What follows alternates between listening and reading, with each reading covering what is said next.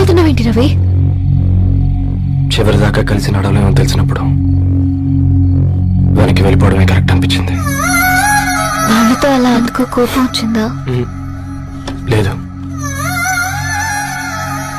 నిజాలు దాచేందుకు బాధ అనిపించింది. నువ్వెవరో గద్వాలరెడ్డి గారి కూతురు అని నేను ప్రేమించలేదని.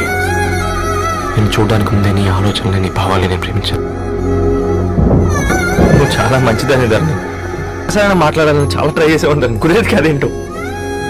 అలాంటి నువ్వు నాతో ఫ్రెండ్షిప్ చేసావు. నేను నెలంతటికి దాకితే 300 అవుతారని, కప్పుకు 300 ఏంటారని పిచ్చ ఎర్రా.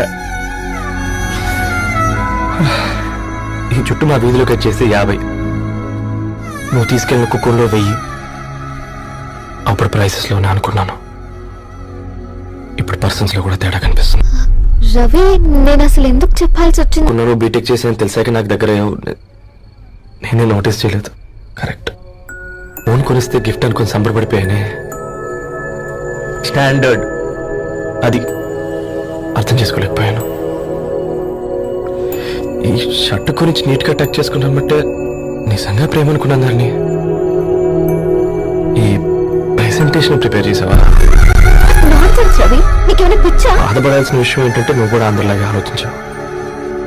నీ దృష్టిలో పేపర్ వేయడం తక్కువ కావచ్చు, కానీ తప్పు మాత్రం చీకటి.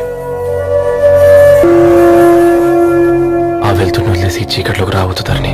రవి, నువ్వేం మాట్లాడుతున్నావో అర్థమవుతుందా నీకు? అర్థమవుతుందారని నేను కట్టుకున్న తాజ్ మహల్కి నేనే షాజహాన్ అనుకున్నాను.